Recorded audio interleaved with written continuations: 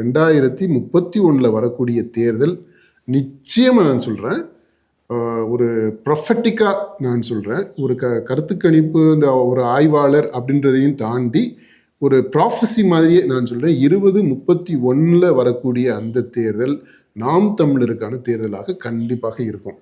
திராவிடத்திற்கான வாய்ப்புகள் ஏராளமாக கிடச்சிருச்சு. அதில் பல வேஷங்களை போட்டுட்டு வந்துட்டாங்க.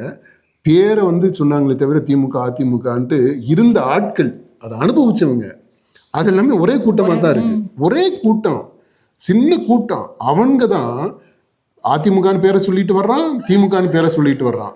சீமானுக்குமே நம்ம சொன்னோம், அவருக்கு இன்னைக்கு நிலவரத்துக்கு வெற்றி வாய்ப்பு இருக்கு. இந்த கட்சி அந்த ஆட்சி அமைக்கிறதுக்கு வருது பார்த்தீங்களா, அணியாக வர்றாங்க பார்த்தீங்களா, அந்த அணியை தீர்மானிக்கக்கூடியதே நாம் தமிழராக தான் இருக்கும். கள ஆய்வுல இருந்து வரக்கூடிய தரவுகள் அடிப்படையாக வச்சு நம்ம இன்றைய சூழ்நிலையில பார்க்கும்போது எந்த கட்சியும் ஆட்சி அமைக்கக்கூடிய அளவிற்கு பெரும்பான்மை பெறாது.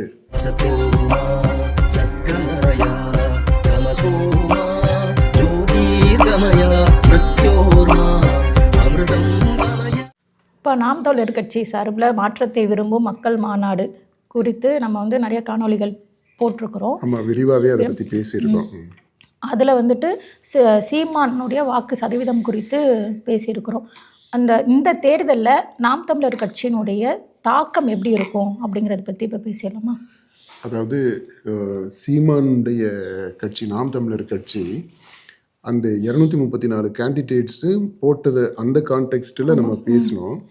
234 வேட்பாளர்களில் பெரும்பான்மையானவங்க மக்களால் தேர்ந்தெடுக்கப்படுவதற்கு அருகதை உள்ளவர்கள் அப்படின்றத நம்ம சொன்னோம். அதாவது அவங்க கிரெடிபிலிட்டி இருக்குது, காம்பிட்டன்ஸ் இருக்குது, அந்த திறமை இருக்குது, நம்பகத்தன்மை இருக்குது அப்படின்றத அந்த அந்த பொருள்பட நம்ம அதை சொன்னோம். அதில் வாக்கு சதவிகிதம்னு பார்க்கும்போது ஒரு நாடாளுமன்ற தேர்தல் பின்புலத்தில் அவர் வாங்கின 8 விழுக்காடுக்கு கொஞ்சம் கூடுதலாக வாங்கியிருந்தார், 8ன்னு எடுத்துக்கிறோம். இடைத்தேர்தல் களத்தில் அவர் வாங்கினது 16 விழுக்காடு. இப்போது அந்த வரப்போகிற தேர்தலில் இன்றைக்கு இருக்கக்கூடிய சூழ்நிலையை மனசில் வச்சு நம்ம பார்க்கும்போது கள நிலவரத்தை அடிப்படையாக வச்சு, அப்புறம் நம்ம மக்கள் ஆய்வு களத்தில் இருக்கக்கூடிய நம்முடைய ஆய்வாளர்கள் அவங்க கொடுக்கக்கூடிய தரவுகள் அதை அடிப்படையாக வச்சு பார்க்கையில் இன்னைக்கு நிலவரத்துக்கு இந்த 8க்கும் 16க்கும் இடைப்பட்டதாக அவருடைய வாக்கு விகிதம் ஆவரேஜுக்கு இருக்கும். தமிழ்நாடு முழுக்க பரவலாக பார்க்கும்போது அதில் சில தொகுதிகளில் அதிகமாக இருக்கும், சில தொகுதிகளில் கொஞ்சம் குறைச்சிருக்கலாம். ஓகே, அப்போ அதிகமாக இருக்கக்கூடிய தொகுதிகளில் வெற்றி வாய்ப்பு இருக்கிறதுன்றதையும் நம்ம மறுக்க முடியாது. இப்போ அந்த இதில் தான் சீமானுக்குமே நம்ம சொன்னோம், அவருக்கு இன்னைக்கு நிலவரத்துக்கு வெற்றி வாய்ப்பு இருக்குது. அவர் தோத்துருவார் அப்படின்ட்டு யாராலையும் உறுதியாக நீங்கள் அடித்து சொல்ல முடியாது. அவர் ஜெயிச்சிருவார் அப்படின்ட்டும் உறுதியாக இப்போ சொல்ல முடியாது. இப்போ இருக்க நிலைமையில் வெற்றி வாய்ப்பு இருக்குது. ஓகே, இதுதான் நம்ம சொன்னது. இப்போது இந்த 2026 தேர்தல் இன்னைக்கு கட்சிகளுடைய நிலைமை, அணிகள் எப்படி உருவாகி வருது அப்படின்றத வச்சு நம்ம பார்க்கும்போது இந்த பக்கம் அதிமுக தலைமையிலான பாஜக அணியா, என்டிஏவா, இல்லை பாஜக தலைமையில் அதிமுகவை உள்ளடக்கிய என்டிஏவா அப்படின்றது ஒரு விவாதம் போய்கிட்டே இருக்கு. நம்ம அதிமுக அணின்னு நம்ம எடுத்துக்கிடுவோம், பாஜகவை உள்ளடக்கிய அதிமுக அணி. இந்த பக்கம் திமுக தலைமையிலான ஒரு அணி, திமுக அணி. இன்னொரு பக்கம் இவர் தாவேகா, தமிழக வெற்றி கழகம், விஜயினுடைய தலைமையிலான தாவேகா அணி. இன்னைக்கு நிலவரத்துக்கு அப்படித்தான் இருக்கு. அந்த பண்ருட்டி ராமச்சந்திரன் புதுசா ஒரு கட்சியை ஆரம்பிச்சு இல்ல அவருக்கு ஆதரவு கொடுக்கணும், பண்ருட்டிக்கு ஆதரவு ஒரு வயதான காலத்துல ஒரு சப்போர்ட் வேணும் அப்படின்றதுக்காக இருக்கலாம். அதை பத்தி நம்ம தனியா பேசுவோம். இப்போ தாவேகா தலைமையில ஒரு அணி இருக்கு.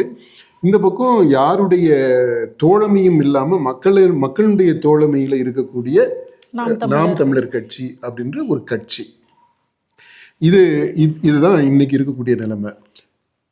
இந்த சூழ்நிலையை அப்படியே தேர்தல் வரைக்கும் கண்டினியூ ஆகும்போது நம்முடைய கள ஆய்வில் இருந்து வரக்கூடிய தரவுகள் அடிப்படையாக வச்சு நம்ம இன்றைய சூழ்நிலையில் பார்க்கும்போது எந்த கட்சியும் எந்த தனி ஆட்சி அமைக்கக்கூடிய அளவிற்கு பெரும்பான்மை பெறாது. திமுகவோ அதிமுகவோ தாவேகாவோ நாம் தமிழரோ இது 4 தான் பெரிய கட்சிகள். ஏன்னா அவங்க தான் தேர்தல், அதாவது ஆட்சி அமைக்கக்கூடிய அளவிற்கு சீட்டு வாங்கக்கூடிய அளவிற்கு அதிக எண்ணிக்கையில் தேர்தலில் போட்டிடுறாங்க, கேண்டிடேட்ஸை நிறுத்துறாங்க. இப்போ இந்த 4 கட்சிகளில் யாருக்குமே ஆட்சி அமைக்கக்கூடிய அளவிற்கு, அதாவது 117 சீட்டுக்கு மேலே கிடைக்காது. அப்போ என்ன ஆகும்னா அவங்க இன்னொரு கட்சியோட தோழமையை சார்ந்து தான் இருக்கிறது மாதிரி இருக்கும். இப்போ திமுக அணின்னு எடுத்துக்கிட்டிங்கன்னா அணியாக அவங்களுக்கு நம்பர் வரலாம், ஆனால் திமுகவுக்கு மட்டும் தனியாக வராது. அது மாதிரி இந்த பக்கம் அதிமுக எடுத்துக்கிட்டிங்கன்னா அதிமுக அணியாக வரலாம், ஆனால் அதிமுகவுக்கு மட்டும் கிடைக்காது. அப்போ என்ன ஆகும்னா அவங்க இன்னொரு கட்சியை சார்ந்து இருக்கிறது மாதிரி தான் ஆகும். அதுக்காக தானே இப்போ கூட்டணி வைக்கிறாங்க. இல்லை, கூட்டணி அதுக்காக வைக்கல. அதான் தெளிவாக இந்த அதிமுகவும் திமுகவும் தெளிவுபடுத்திக்கிட்டே இருக்கிறாங்க. கூட்டணி நாங்கள் ஆட்சிக்கு வர்றதுக்கு, ஆட்சிக்கு வந்த பிறகு கூட்டணி கிடையாது. அதுதானே தெளிவாக சொல்கிறாங்க. தமிழக மக்கள் விரும்பவில்லை, தமிழ்நாடு கலாச்சாரத்திற்கு இது ஒத்து வராது அப்படின்னு புதுசாக கலாச்சாரத்தை பற்றியெல்லாம் பேசுகிறாங்க. தமிழ்நாடு மக்கள் இதை ஏற்றுக்கொள்ள மாட்டார்கள் அப்படின்னு கேட்டகாரிக்கலாலாம் சொல்லிக்கிட்டு இருக்கிறாங்க, ஆணித்தரமாக சொல்கிறாங்க. அது எந்த ஆதாரத்தை வச்சு சொல்கிறாங்க அப்படின்னு தெரியலை. நம்மளுடைய 25 ஆண்டு கால ஆய்வில் மக்களுடைய உள்ள கிடக்கையை நம்ம கணித்து வந்திருக்கிறோம். அப்படின்ற முறையில் மக்கள் கூட்டணி ஆட்சியை வரவேற்கக்கூடியவர்களாகவே இருந்திருக்கிறாங்க. இதை பற்றி நமக்கு பல காணொலிகளில் இந்த பாயிண்ட்டை நம்ம பேசியிருக்கிறோம். அதனால் ஆட்சி இந்த 2026 தேர்தலில் கண்டிப்பாக எந்த கட்சிக்கும் இன்றைக்கு இருக்கக்கூடிய நிலவரத்தின்படி ஆட்சி அமைக்கக்கூடிய அளவிற்கு மெஜாரிட்டி கிடைக்காது. இதில் தான் இது நாம் தமிழருடைய ரோல் வருது. நாம் தமிழர் சட்டமன்றத்தில் போயிட்டு அதிக எண்ணிக்கையில், அதாவது ஆட்சி அமைக்கிறதுக்கு சப்போர்ட் கொடுக்கக்கூடிய அளவில் எம்எல்ஏஸ் இருப்பாங்க அப்படின்ற அர்த்தத்தில் நான் சொல்லலை. இந்த வெற்றி வாய்ப்பே இருக்குது பார்த்தீங்களா, யார் ஜெயிப்பாங்க, எந்த கேண்டிடேட்டு ஜெயிப்பார் தோப்பார் அப்படின்றது இருக்குது பார்த்தீங்களா, அதையே தீர்மானிக்கக்கூடிய சக்தியாக பல தொகுதிகளில் நாம் தமிழர் கட்சி இருக்கும். இப்போ நாம் தமிழர் கட்சி பெறக்கூடிய வாக்குகள் அது எந்த விழுக்காடாக இருந்தாலும் அந்த விழுக்காடுன்றது இந்த 3 கட்சிகளில் யார் ஜெயிக்க போகிறா யார் தோக்க போகிறா அப்படின்றத தீர்மானிக்கக்கூடியதாக இருக்கும். அதில் நாம் தமிழர் கட்சியினுடைய ரோல் ரொம்ப முக்கியமான ரோல் இதில், இந்த தேர்தலில். இது 2026. இப்போ நான் சொல்கிறத நாம் தமிழர் கட்சி தோழர்கள் ஏற்றுக்குவாங்களான்னு கூட தெரியல. ஏன்னா அவங்களுக்கு பெரிய எதிர்பார்ப்புகள் இருக்குது. ஆட்சி அமைக்கக்கூடிய அளவிற்கு, இல்லை சட்டமன்றத்தில் போயிட்டு வலுவான கட்சியாக உட்காரணும் அப்படின்ற அளவுக்குலாம் இருக்குது. அதை நம்ம மறுக்கலை. உங்களுடைய ஆசை இருக்கா, அது நடந்துச்சுன்னா எனக்குமே நல்லது, நானுமே சந்தோஷப்படத்தான் செய்வேன். ஆனால் இன்றைக்கு இருக்கக்கூடிய கள நிலவரம் இப்படி தான் இருக்குது.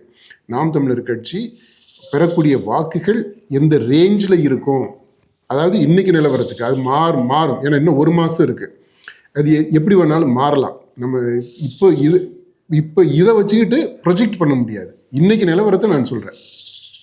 இன்னைக்கு நிலவரத்தில் சீமான் ஜெயிக்கக்கூடிய வாய்ப்பு இருக்குது அப்படின்றத சொல்லியிருக்கிறேன். ஆனால் அது மாதிரி இன்னைக்கு நிலவரத்தை வச்சு பார்க்கும்போது கூட்டணி ஆட்சி தான் வரும், அதற்கான வாய்ப்பு தான் இருக்குது. அந்த கூட்டணி ஆட்சியில், அதாவது தனிப்பெரும்பான்மையோடு எந்த கட்சியும் ஆட்சி அமைக்க முடியாது. ஆட்சி அமைக்கக்கூடிய அளவிற்கு தனிப்பெரும்பான்மையோடு எந்த கட்சியும் இருக்காது. அது தெளிவாக சொல்லிட்டேன்னு நினைக்கிறேன். அதுதான் பாயிண்ட்டு. அப்போது இதை தீர்மானிக்கக்கூடியது யார், எந்த கட்சி அந்த ஆட்சி அமைக்கிறதுக்கு வருது பார்த்தீங்களா, அணியாக வர்றாங்க பார்த்தீங்களா, அந்த அணியை தீர்மானிக்கக்கூடியதே நாம் தமிழராக தான் இருக்கும். அது இந்த தேர்தலில். அடுத்து வரப்போகிற தேர்தல் நம்ம 2029 ஒரு தேர்தல் வரும். அது நாடாளுமன்றத்திற்கான தேர்தல். எனக்கு என்னவோ என்ன தோணுது அப்படின்னா, அந்த மத்திய அரசில் நடக்கக்கூடிய நிகழ்வுகள், அந்த டைனாமிக்ஸ், பொலிட்டிக்கல் டைனாமிக்ஸு அதை பார்க்கும்போது அடுத்து இந்த 2026 தேர்தல் முடிவு தமிழ்நாட்டை பொறுத்த மட்டும் எப்படி அமையும் அப்படின்றத பற்றி நான் ஒரு விசுவலைசேஷன் இருக்குது இல்லையா, அதையும் வச்சு பார்க்கும்போது 2029 இன்னும் 3 வருஷத்துலேயே தமிழ்நாடு சட்டமன்றத்திற்குமே கூட ஒரு தேர்தல் வர்றதுக்கான வாய்ப்பு இருக்குது. அதாவது நாடாளுமன்றத்திற்கும் சட்டமன்றத்திற்கும் சேர்த்து. அப்படி ஒரு தேர்தல் வர்ற பட்சத்தில் அந்த தேர்தல் நாம் தமிழருடைய தேர்தலாக இருக்கும். எதை வச்சு அப்படி சொல்கிறீங்க? திமுக இருக்குது, அதிமுக இருக்குது, தாவேகா இருக்குது. ஆமாம், தாவேகாவை எடுத்துக்கிட்டோம் அப்படின்னா இந்த தேர்தலில் 2026 தேர்தலில் தாவேகா ஜெயிச்சு இவர் முதலமைச்சராக, மக்கள் விரும்பும் முதலமைச்சரா விஜய் வந்துட்டார்னால் தவிர அந்த கட்சி 2029 2031 தேர்தலுக்கெல்லாம் இருக்காது. இப்போ ஜெயிச்சிடுறாங்க, ஜெயிச்சால் தவிர ஜெயிச்சாங்க அப்படின்னா 2029 தேர்தல் வரும். ஏன் தேர்தல் வரும்னு சொல்கிறீங்க? அதை தான்ப்பா சொல்கிறேன். மத்தியில் நடக்கக்கூடிய அந்த மூவ்ஸை நீங்கள் பார்க்கணும். அதில் ஒரு நாடு ஒரு தேர்தல், ஒரே நாடு ஒரே தேர்தல், ஒரு நாடு ஒரு தேர்தல், ஒரே நாடு ஒரே தேர்தல் அப்படின்ட்டு அங்கே மத்திய அரசில் ஒரு மூவ் போய்கிட்டு இருக்கு. அது ரொம்ப இதாகவே ரகசியமாகவும் மட்டும் இல்லாமல் வெளிப்படையாகவுமே அதை பற்றி அதற்கான முன்னெடுப்புகள் நடந்துக்கிட்டு இருக்கு. அது நம்ம எல்லாருக்குமே தெரியும்.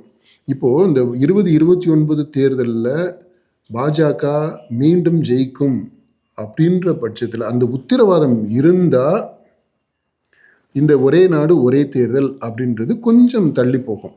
அதாவது அதை அவ்வளோ விரைவுபடுத்த மாட்டாங்க. அந்த உத்தரவாதம் இல்லாத பட்சத்தில் ஒரே நாடு ஒரே தேர்தல் அப்படின்றது 2029 நடைமுறைப்படுத்துவதற்கான ஒரு சூழலை உருவாக்கிடுவாங்க அப்படின்னு நான் நினைக்கிறேன். அதாவது நான் தப்பாக இருக்கலாம், தப்பாக போகிறதுக்கான சாத்தியங்கள் இருக்குதுன்றதை நான் மறுக்கலை.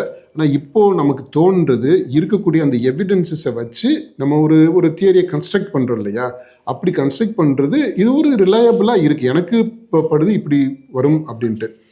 அதனால் இட் ஆல் டிபெண்ட்ஸ் ஆன், திரும்பவும் அந்த கண்டிஷன் சொல்லியிருக்கிறேன், 2029 மற்றொரு முறை பாஜக ஜெயிக்கிறதுக்கான வாய்ப்பு இருக்குது.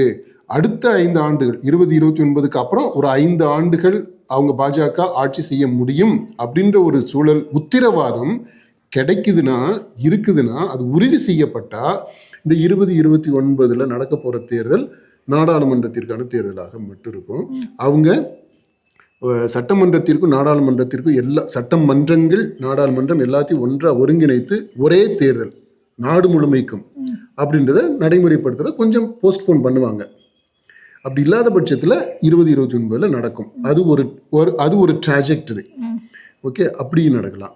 இங்கே வந்தீங்கன்னா தமிழ்நாட்டில் நான் சொன்ன வரப்போகிற தேர்தல் முடிவு நீங்கள் எப்படி பார்த்தாலும் கூட்டி கழித்து பார்த்தீங்கன்னா அது கூட்டணி ஆட்சியாகத்தான் இருக்க போகுது. அப்படி கூட்டணி ஆட்சியாக இருக்குது. இப்போ விஜய் ஜெயிச்சிட்டாருன்னு வச்சுக்கிறோம். இப்போ விஜய் தலைமையில் இருக்கக்கூடிய ஒரு கூட்டணி ஆட்சி அமையணும்.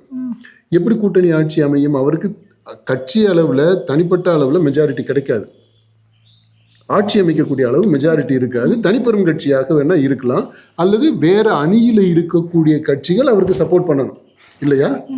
அப்படின்னா தானே இவர் ஆட்சி அமைக்க முடியும். ஏன்னா இப்போ இவர் தனியாக தானே இருக்கிறாரு. இப்போது சீமான் கட்சி அதில் சில எம்எல்ஏஸ் இருக்கிறாங்கன்னா அவங்க சப்போர்ட் பண்ணலாம், அல்லது இங்கே திமுக அணியில் இருக்கக்கூடிய காங்கிரஸ் ஒருவேளை இங்கே சப்போர்ட் பண்ணலாம். அதிமுக சப்போர்ட் பண்ண அதிமுக பிஜேபி சப்போர்ட் பண்ணுவாங்க. ஏற்கனவே அவங்கள கூட்டணிக்கு பேசினாங்கல்ல. ஆமாம் இருக்கு. அப்படி யாரோ ஒருத்தவங்க சப்போர்ட் பண்ணால்தான் வெளியில இருந்தோ உள்ள இருந்தோ சப்போர்ட் பண்ணணும். இப்போ இவங்க கூட்டணி ஆட்சி அப்படின்னு தான் சொல்லி இருக்கிறாங்க. அப்போ அவங்கள சேர்த்து தான் அமைச்சரவையில் சேர்த்து தான் அந்த ஆட்சி இருக்கும். அப்படிப்பட்ட ஆட்சி 3 வருஷம் தாக்கு பிடிக்கிறதே பெரிய விஷயம். இப்போ கூட்டணி ஆட்சியை மக்கள் விரும்புறாங்கிறீங்க. அப்போ கூட்டணி ஆட்சி வருது, ஏன் தாக்கு பிடிக்கிறது கஷ்டங்கிறீங்க? கூட்டணி ஆட்சியை மக்கள் விரும்புறாங்க. கூட்டணி ஆட்சி நீங்க நடத்தணும்ல. அந்த கூட்டணி ஆட்சி நடத்துறதுக்கான திறமை உங்களுக்கு வேணும்ல. ஏன்னா ஆட்சின்னு வந்துருச்சுன்னு சொன்னாலே இங்க என்னங்க கரப்ஷன், கலெக்ஷன், கமிஷன் இதுதானுங்க. அது இல்லாம தானே நான் பண்ணுவேங்கிறாரு. அதெல்லாம் சாத்தியமே இல்லைங்க. அவர் பண்ணுவார், அவர் கூட இருக்கிறவன் என்ன பண்ணுவான்? ஏன்னா நம்ம தான் சொல்கிறோம், தியரிட்டிக்கலாக நம்ம பேசுகிறோம். இப்போ வந்து மற்ற கட்சியினுடைய பங்களிப்பு இல்லாமல், அவங்களுடைய ஆதரவு இல்லாமல் ஆட்சி நடத்த முடியாது. இப்போ அவங்களும் வந்துக்கிட்டு நேர்மையாக ஒழுக்கமாக ஆட்சி நடத்த விட்டுருவாங்க? அவங்க இருந்துருவாங்களா? கூட்டணி ஆட்சி நடக்கிறப்போ இங்கேயே நடக்கிறதுங்கிறது கஷ்டமா இருக்கு. அதாங்க. அப்போ நீங்கள் கலெக்ஷன் கரப்ஷன் கமிஷனில் ஓடணும். இப்போ அப்படி போடும்போது என்ன ஆகும்னா அவங்களுக்குள்ள பிரச்சனைகள் வரும். யார் அதிகமான வருமானம் வரக்கூடிய துறையை, பத்திரப்பதிவு துறையை யார் வச்சிருக்கிறது, இபியை யார் வச்சிருக்கிறது, டாஸ்மாக் யார் கண்ட்ரோலில் வர்றது அப்படின்றதுல பிரச்சனைகள் வரும். அப்புறம் அவங்களுடைய அந்த ஸ்டேட்டஸ், அந்த ஹையரார்கி இருக்குது இல்லையா, அந்த புரோட்டோகால், அந்த புரோட்டோகாலில் இமேஜ் பிரச்சனை வரும். அப்புறம் எத்தனை துணை முதலமைச்சரை வைக்கிறது அப்படின்ற பிரச்சனை வரும். இதெல்லாம் நீங்கள் வந்து எவ்வளவு நாளைக்கு அப்படியே தாக்கு பிடிச்சி போக முடியும்னு நினைக்கிறீங்க? 3 வருஷம் தாக்கு பிடிச்சா அது ஒரு பெரிய விஷயமாக இருக்கும். ஓகே, அதனால் இப்படி பார்த்தாலும் இந்த ட்ராஜெக்டரியை நீங்கள் எடுத்துக்கிட்டிங்கனாலும் 3 வருஷத்தில் தேர்தல் வரும். அப்படி 3 வருஷத்தில் தேர்தல் வந்தால், அல்லது சரி உங்கள் ஆசைப்படியே விட்டுருவோம், 5 வருஷமே நீங்கள் இருந்துட்டு போங்கப்பா, ஆட்சி இருக்கட்டும், 31லேயே தேர்தல் வருது. அந்த 2031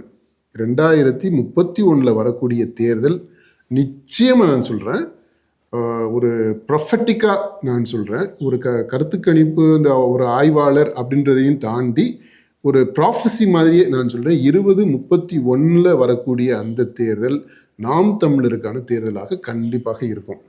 அந்த தேர்தலில் நாம் தமிழர் ஆப்ஷன் நம்பர் 1 தனியாக ஆட்சி அமைக்கக்கூடிய அளவிற்கு இடங்களை பெற்று ஆட்சி அமைக்கும்.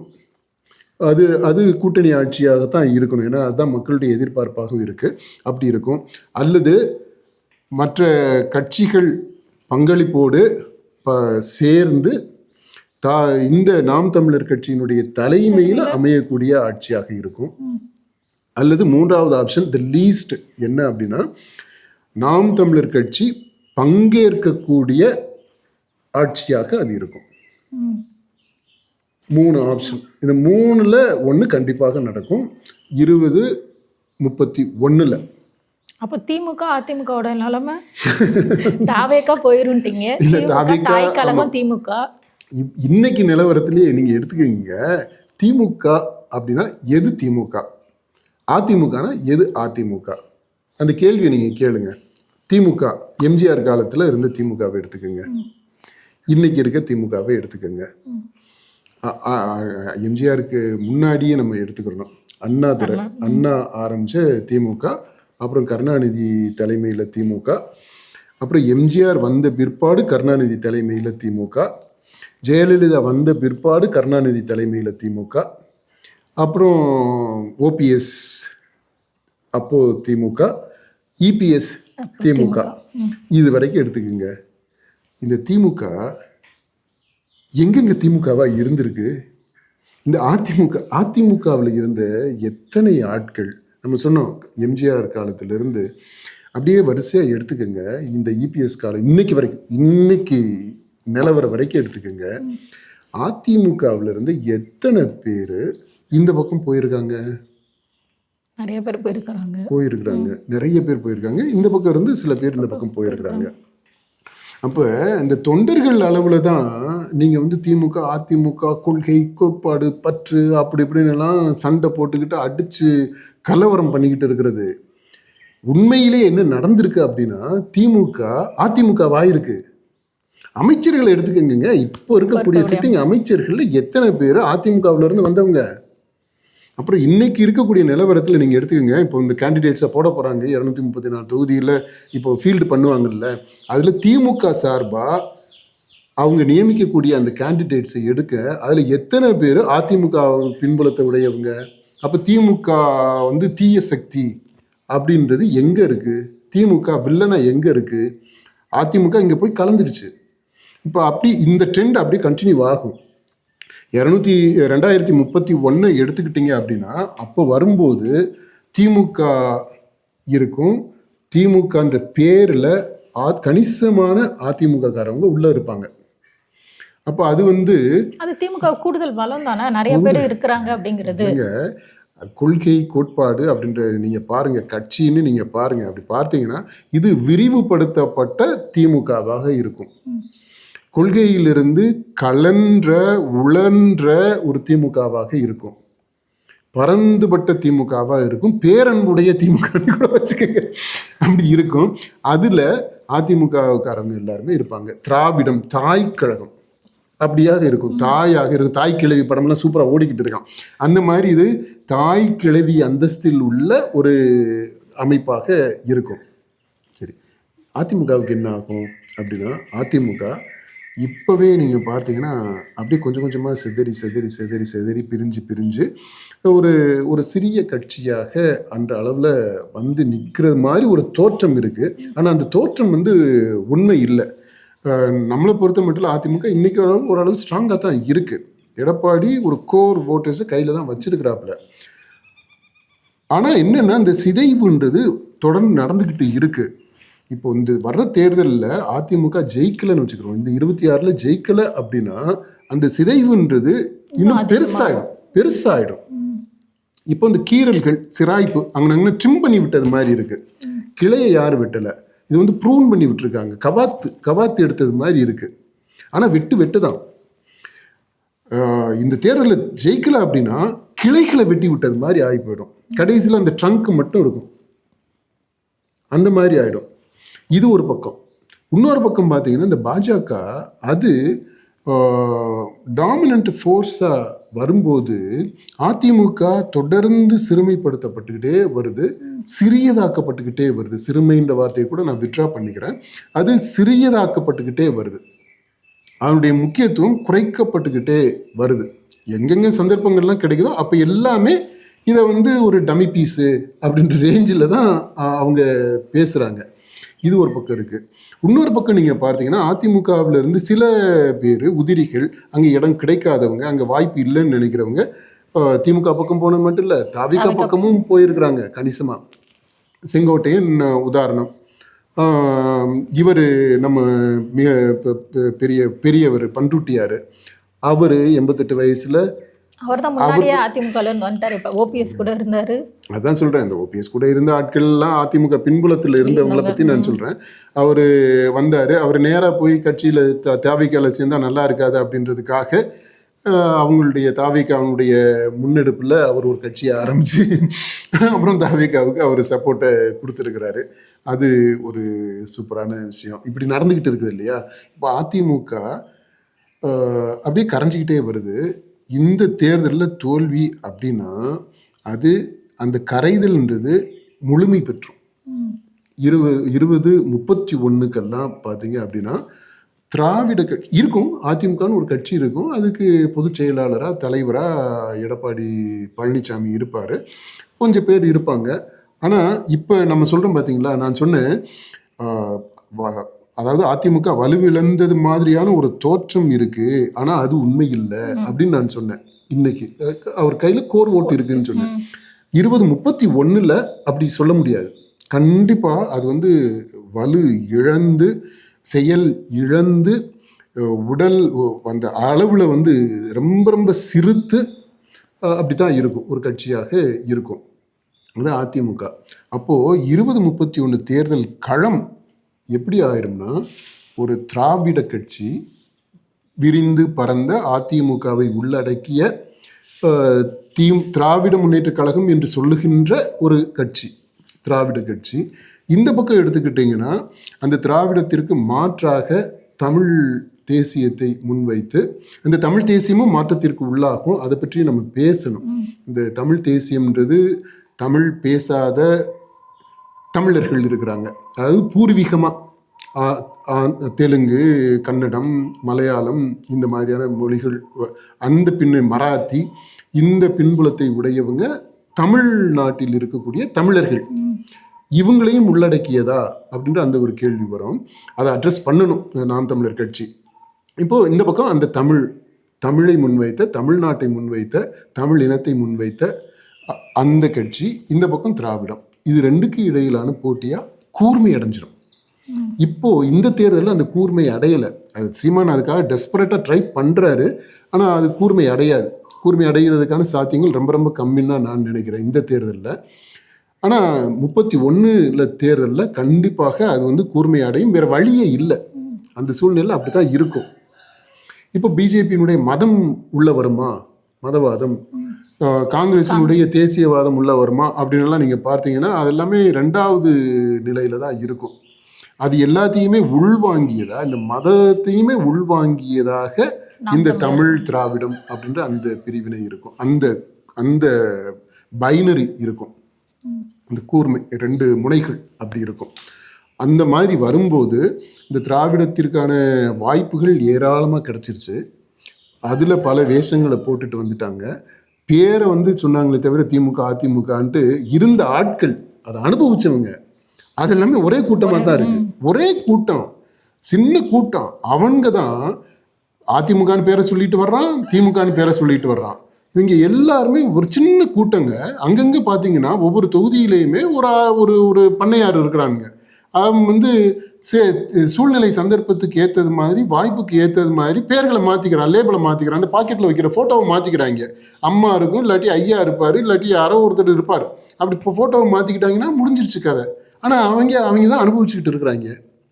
அதுதான் தொடர்ந்துக்கிட்டு வருது. இந்த மாதிரி வாய்ப்புகளை கொடுத்தாச்சு, அனுபவிச்சுட்டானுங்க. கண்ணு முன்னாடியே மலைமலையா சொத்து சேர்த்துருக்குறாங்க, மலைமலையா வாங்கி போட்டிருக்கிறாங்க. அது மலை எஸ்டேட்டுகளை அவங்க வாங்கி போட்டிருக்க எஸ்டேட்டுகளை பாருங்க. கொடநாடுலேருந்து தொடங்கி இந்த பக்கம் ஏலக்காய் எஸ்டேட்டுங்கிட்டு என்னென்னதோ வாங்கி போட்டு மலை. ஆமாம் ஆமாம், அது வேற. தீவுகளையும் வாங்கி போடுறாங்க. அங்கெல்லாம் அந்த தீவுகள்லாம் இந்த எப்ஸ்டைன் தீவுகள் மாதிரி எத்தனை தீவுகளை வச்சுருக்காங்களோ நமக்கு தெரியல, எல்லாமே இருக்கும். இதெல்லாம் பார்த்துட்டோம். இப்போ இந்த திராவிடத்துக்கு மாற்றா ஒன்று கொடுக்கணும், இன்னும் வாய்ப்பு கொடுத்து பார்ப்போம் அப்படின்னு இந்த ஆப்ஷன்ஸு இப்போ 2026 இந்த தேர்தலில் இருக்கக்கூடிய ஆப்ஷன்ஸ் அங்கே இருக்காது. அங்கே வந்து கம்மியாயிடுச்சு. அது எல்லாமே லிமிட் ஆகி எல்லாம் அப்படியே போயிட்டு 2 முனைன்னு கூர்மையை அடைஞ்சிடும். அப்போது மக்களுக்கு இதுவா அதுவா அப்படின்னு தான் வரும். அப்படி வரும்போது ஆப்வியஸாக எதை தேர்ந்தெடுப்பாங்க மக்கள்? நாம் தமிழர். இந்த நாம் தமிழரோட இந்த வளர்ச்சிக்கு காரணம் சீமான் துணிச்சலா எல்லா தேர்தலையும் தனித்து நின்று போட்டியிட்டது தான் காரணம். சீமான் தனிச்சு நின்று போட்டியிட்டது அப்படின்றது ஒரு காரணம். அடுத்தது என்னன்னா, அதை விட முக்கியமானது என்னன்னு நினைக்கிறேன்னா, இந்த கொள்கையில் ரொம்ப உறுதியாக இருந்தது. அந்த கொள்கைக்காக அதோடு சேர்ந்து வரக்கூடிய அணி முடிஞ்சால் அப்படி அணி அமைப்போம் அப்படின்றது. அப்படி அணி அமையாததுனால தனிச்சிருக்கிறாரு. தனிச்சு நிற்கணுன்றது ஒன்றும் நிர்பந்தம் கிடையாது. சேரலாம், அணியாக சேரலாம்.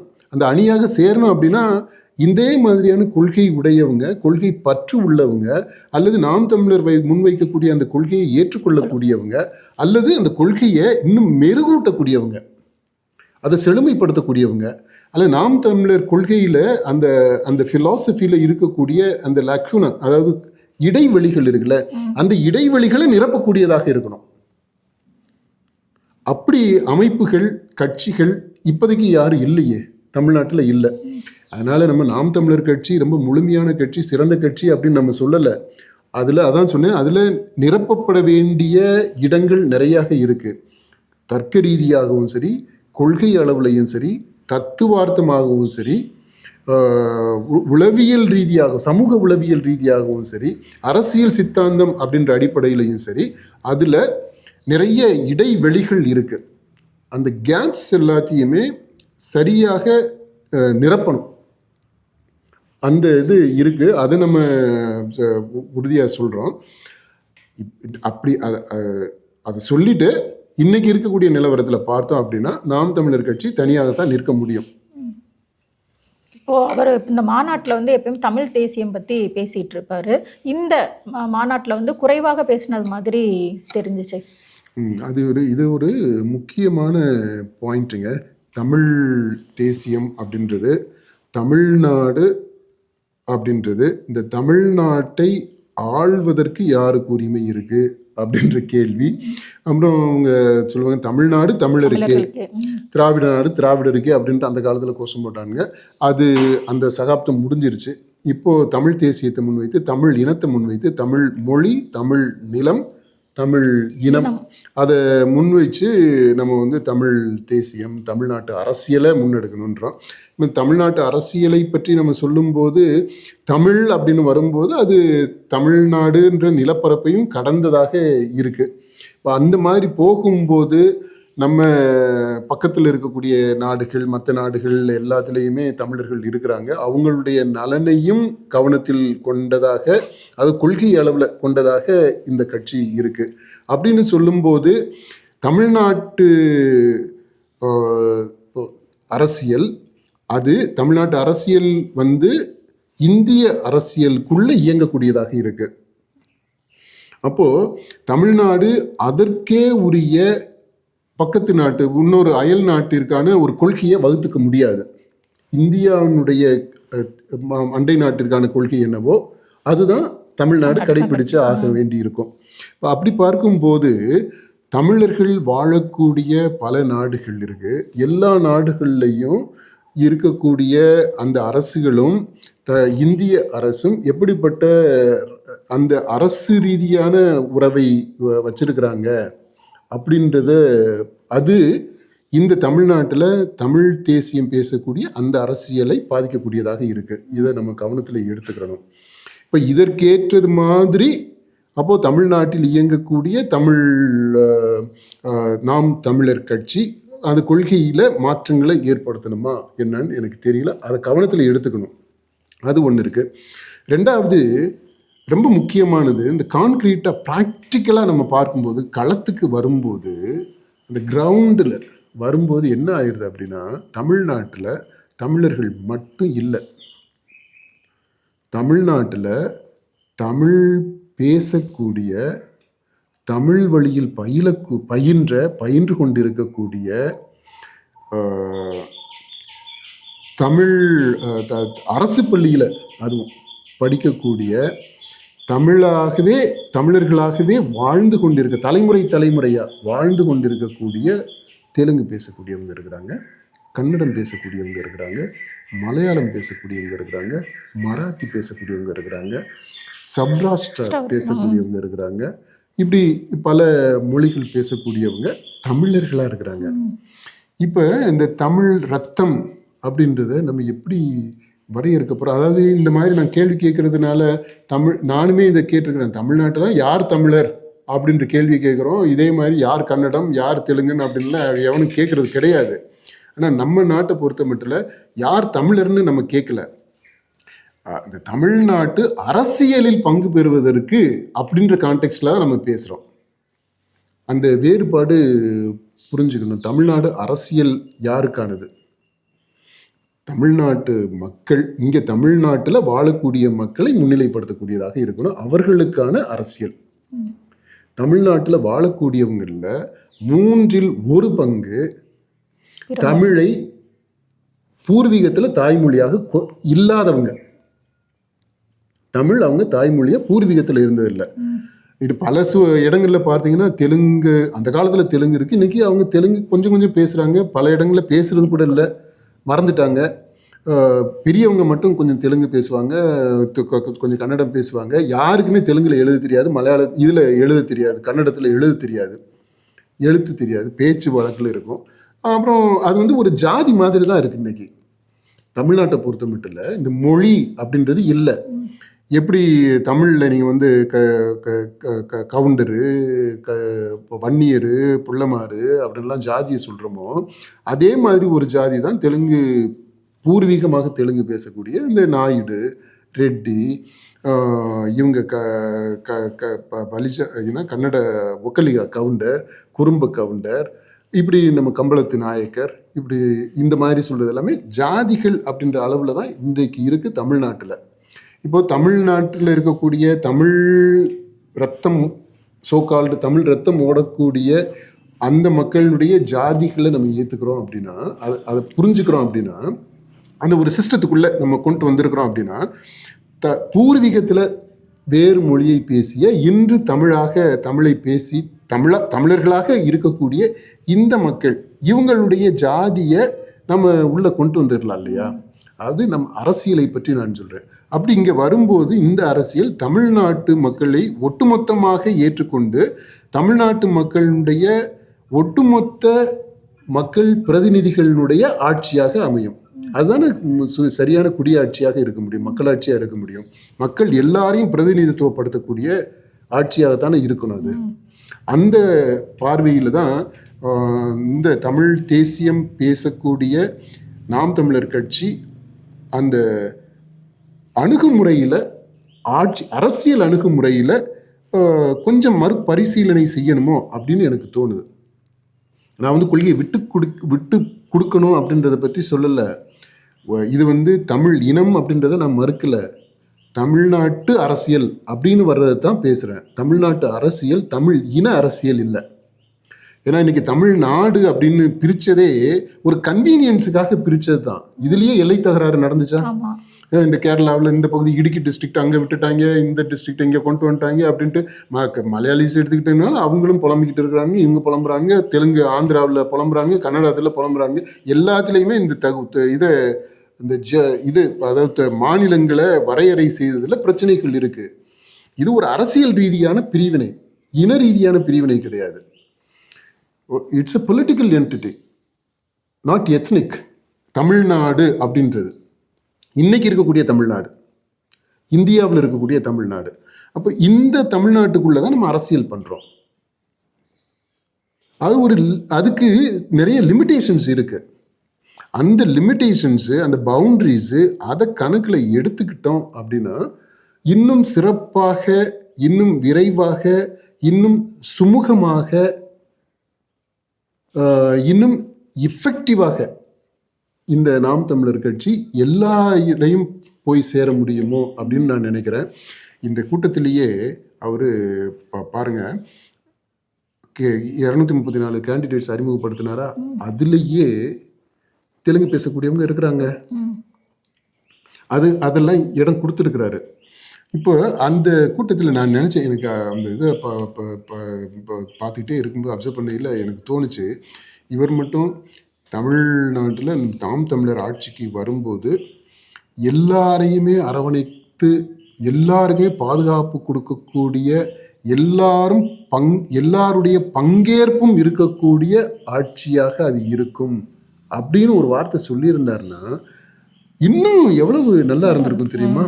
இந்த கொள்கை போய் சேர்றதுக்கு இன்னைக்கு ஒரு நிச்சயமாக நம்ம விரும்பினாலும் விரும்பாட்டினாலும் இந்த நாம் தமிழர் கட்சி தோழர்கள் ஏற்றுக்கிட்டாலும் ஏற்றுக்காட்டினாலும் நாம் தமிழர் கட்சியை ஏற்றுக்கொள்ளுவதில் தமிழ் பேசாத தமிழர்கள், தமிழ் பேசாத இல்லை, தமிழ் தான் பேசுகிறாங்க, தமிழர்களாக தான் இருக்கிறாங்க, தமிழ் அல்லாத மொழியை பூர்வீகமாக கொண்ட தமிழர்கள் அவங்க கொஞ்சம் பயத்தில் தான் இருக்கிறாங்க. இன்னும் நெருங்கி வர முடியல.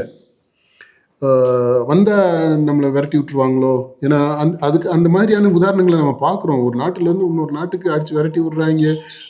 உள்ள நாட்டுக்குள்ளேயே அனாதைகளாக, ஆதரவற்றவர்களாக மக்கள் மாறுறதை நம்ம பார்த்துக்கிட்டு தான் இருக்கிறோம். ரெஃப்யூஜிஸ் ஆயிடுறாங்க, இன்டர்னலி டிஸ்பிளேஸ்ட், அப்படி ஆகி போயிடுது. இலங்கையில் நடந்ததை நம்ம பார்த்துக்கிட்டு தான் இருக்கிறோம்.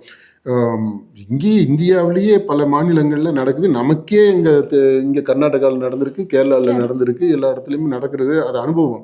இப்போ இந்த மாதிரி நடந்துருமோ அப்படின்ற ஒரு அச்சம் உள்ளூர இருக்குது.